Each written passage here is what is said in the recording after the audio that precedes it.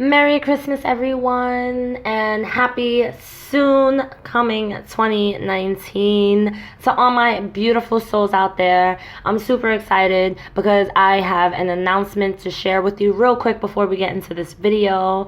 I have down below in the description box a link that goes to my brand new spiritual trauma recovery workbook I created for you guys.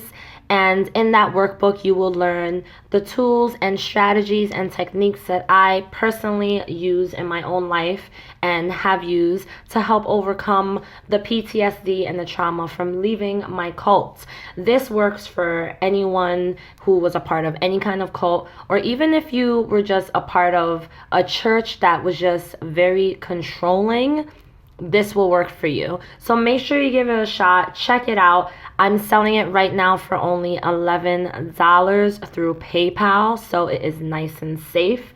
In that workbook, you will also receive, you have to download it, free worksheet bundle, which comes with some affirmations and some worksheets that you can use to go along with the workbook.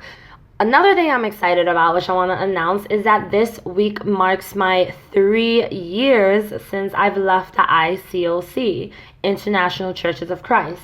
As you guys know, I was a member for 7 years, and that is how this channel came about. And I've grown my passion in helping others who are leaving any cult, especially the ICOC, and helping others who are dealing with the negative effects that being a part of a religious cult brings.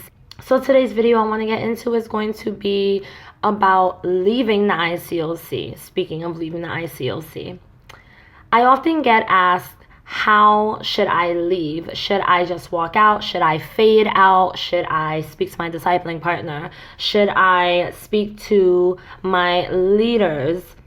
And guys, to be honest, I've thought about this. There really is no right or wrong way of leaving your cult, whether you are a Jehovah's Witness or you're a part of the ICOC or any other cult. There's no right or wrong way. It's really all about personal preference and what you feel comfortable with. So first, as always, I'll share my personal experience of how I ended up leaving the ICOC. When I decided that I wanted to officially leave, I did tell my discipling partner, and I also spoke to my pastor's wife. And the reason that I did that was because I wanted, and I so badly was hoping that someone would say, Tina, let's talk about this. I want you to tell me what you think we may be doing wrong and how we can make things right so that you can stay, because we really do care about you. We really love you. And really, we just have the best intentions in mind for you and for our other members of the church. So I did not receive that kind of response. Unfortunately, I ended up just being shown the door, and so the door is out where I went, and 3 years later, I'm pretty happy about the decision that I made. If you want to leave the ICOC, you realistically don't have to say anything. It's really your business. It's really up to you. You don't owe it up to anyone. When I left, the mistake I made, which is understandable considering the circumstances and the brainwashing that I was influenced under, I thought that I owed it to people, especially my discipling partner. She actually, even herself, thought that I owed it to her to tell her that I was leaving and to explain to her why I was leaving. The reason I felt that I owed it to someone was because I felt like this person was such a major part of my life when it came to my relationship with God and my faith. And so I thought if I just walk out, it's gonna kind of seem rude, kind of like, oh, you know, you've helped me so much, but guess what? Now I'm just poof, gone, disappeared. And so I did speak to my discipling partner, and I explained to her that I wanted to leave. But another reason that I told her I wanted to leave was because we also were friends, and I wanted to maintain a friendship because I really did care about this person. And it's just in my own natural nature, that's funny. It's within my own nature as a person then when I have a friendship, I take my friendships very seriously. I'm very committed, I'm very loyal, and I put a lot into my friendships. So I wanted to be respectful, and I did want to say something before I just bounced out the door. But it didn't go very well, and then after a while I realized realistically I don't owe it to anyone. I didn't have to ask permission. I didn't have to say anything at all. I could have just stopped showing up, and then eventually someone would have reached out and asked, where have you been? And I could just say, oh yeah, I decided to leave. I didn't want to be a part of the church anymore. But when you're a part of a cult and you have such a intense membership there, and when I say intense, I mean like your membership is like everything. Like you feel like you're a member of something so serious. Like for instance, if you're a member of something that you're subscribed to and you're paying monthly for, you don't just unsubscribe. You have to notify, you have to tell someone that you're unsubscribing so that you're no longer a member of whatever this thing that you're a part of, that you are a part of every month. So that's the best example I could come up with. When it came to the ICOC, I was subscribed to the ICOC. I was a member of the ICOC. So I did feel like I had to say something, and I did feel like it was best that I said something. When it comes to you, however, whoever you are out there that's listening and wondering to yourself, should I say something? Do I owe it to anyone to say something? I will say, no, you definitely do not owe it. No, you definitely do not have to say anything at all. But it's your personal choice. If you want to fade out, I've spoken to people who felt more comfortable with fading out, then you can fade out. If you want to speak to your pastor, speak to a leader, speak to a discipling partner, speak to a friend, and you want to explain to them that you want to leave, you want to explain to them why you want to leave, that is your business, and you have every right to do that, and there's really nothing wrong with that. Or if you want to just leave and not come back and ignore people's phone calls, you can do that too. It's really all up to you.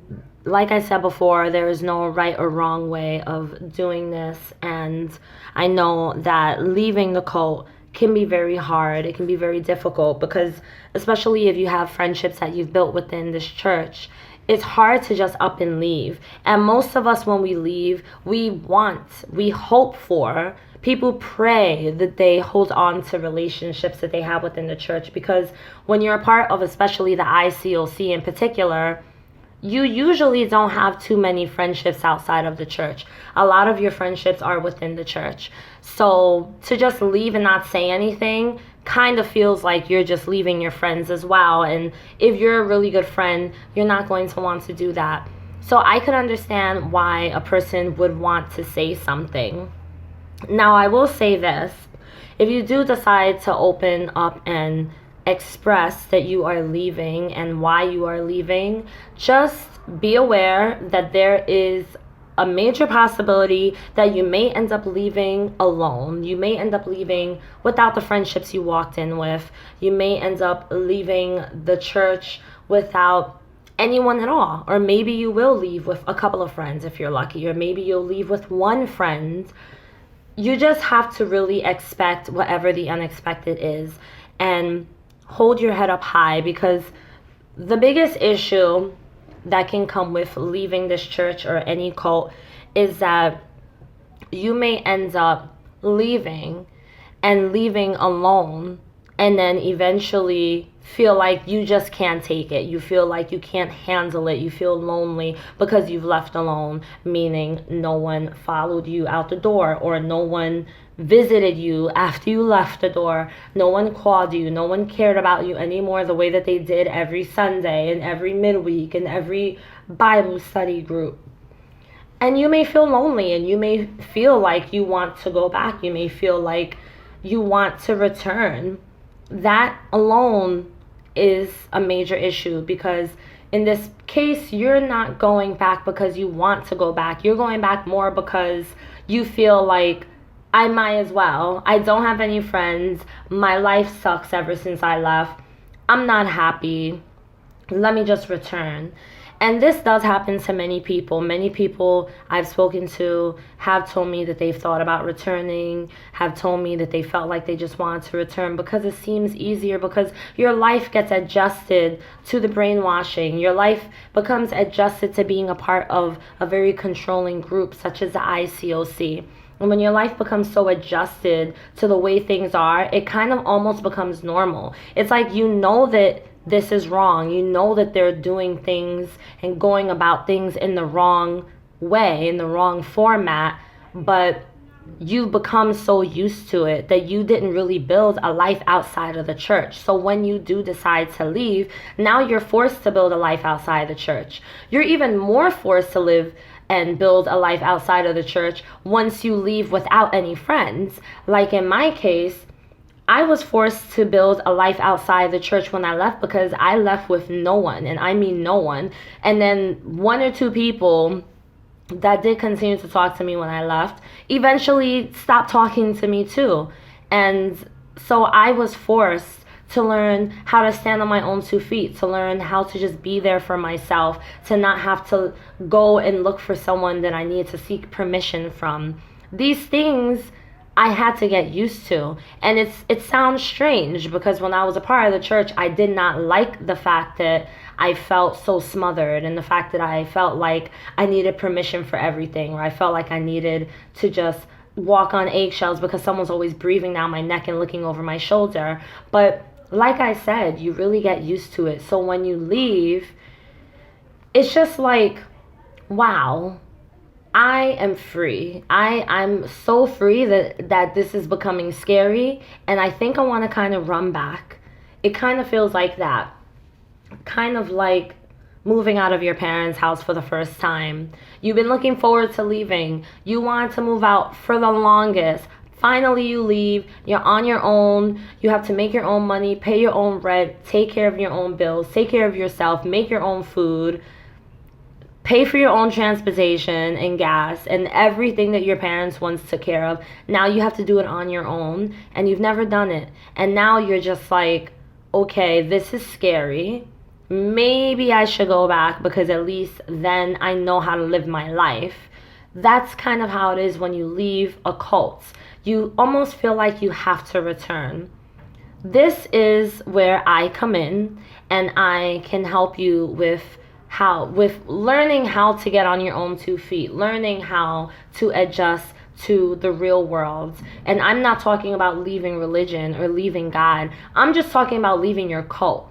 This is where you learn how to rely on yourself, and how to trust yourself, and how to love yourself harder. I always talk about loving yourself harder, because when you do leave a cult, there is a big possibility that you may go through a lot, and you may experience a lot, and it's going to feel very uncomfortable. And as I said in my last video, feeling uncomfortable alone is very uncomfortable, and we try to escape that feeling as humans. We try to escape feeling uncomfortable. Discomfort is not a good feeling, and all we want is peace of mind, and we just want to feel safe, and we want to feel happy.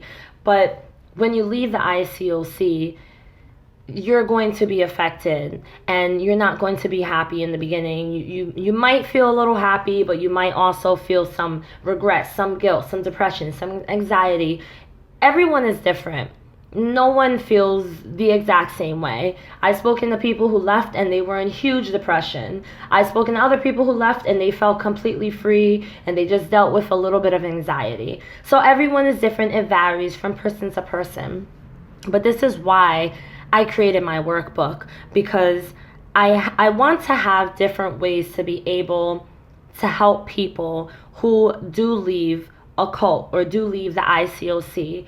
I have my Clarity coaching calls, which is my one-to-one coaching, where you just pay per session. Each session is an hour. You pay for each hour that you do, and it depends on you on how many sessions you want. Then I also have my total coaching package.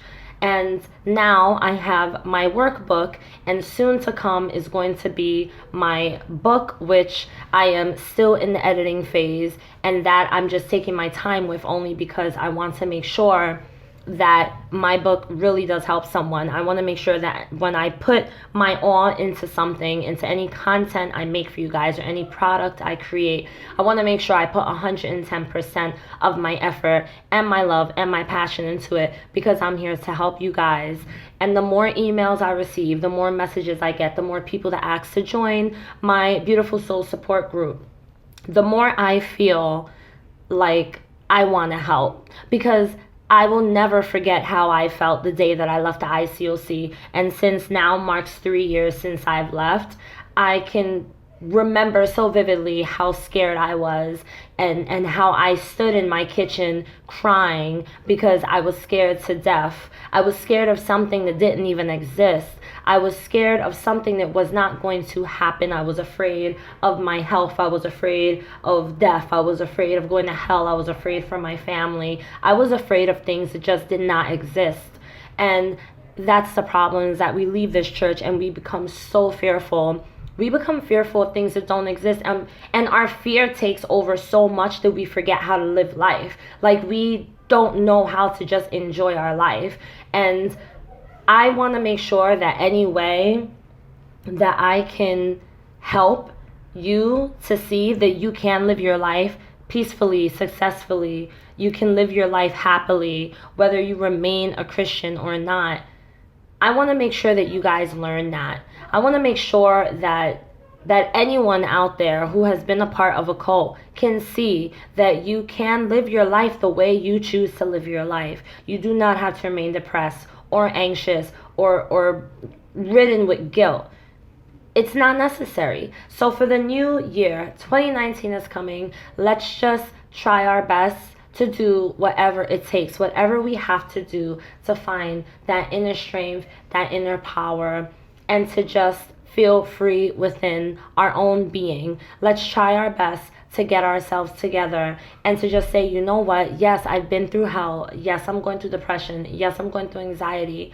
But I can love myself so hard that I can learn how to pick myself back up. I do not need a discipling partner to pick me up. I don't need someone to call me at 6 a.m. to pray with me when all I want to do is sit in bed. I don't need these things. I can do these things on my own. I'm not trying to say that you don't need people or you don't need prayer. Whatever is your way of prayer, whatever is your way of letting out whatever toxicity you have within you that you feel, then that's fine. That's totally respectable. However, you also have to learn that you yourself have the power. You have the strength to get up and to move through life and to allow your past to remain in your past, but also to learn lessons from your past. And like I always say, you never actually get over your trauma and your PTSD of what you've been through in your cult, but you can learn to overcome it. I never got over being a part of the ICOC. I never got over the pain and the guilt and the shame and the put downs. I just overcame it.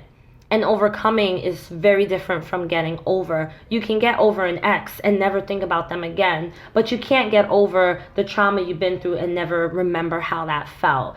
So this is why I say to you, 3 years later, I still remember the fear I felt, and every once in a blue I may have a trigger, but that is just something I learned from, and I want to teach you guys how you can learn from it rather than allowing your triggers and your trauma and your pain of the past to take over you. You can learn how to take over it and to use it to your best advantage and within your best abilities. So with that being said, this video is now over. I am done yip yapping for you guys. I hope that you enjoy your holiday. I hope that you enjoy time with your family, time with your friends, and you eat and you drink and you enjoy starting off your new year. If you enjoyed this video, make sure that you hit the like button, hit the notification bell, and subscribe whenever you want to be notified when a new video comes out. If you're going through trauma and you need a group, a support group, then join my Beautiful Souls group. That link is down below. Also, again, my workbook link down below in the description box. Don't be shy to hit me up on Facebook and Instagram. I also have my clarity calls and my coaching package. I will see you guys on the next video. Have a beautiful, Merry Christmas. Love you all so much.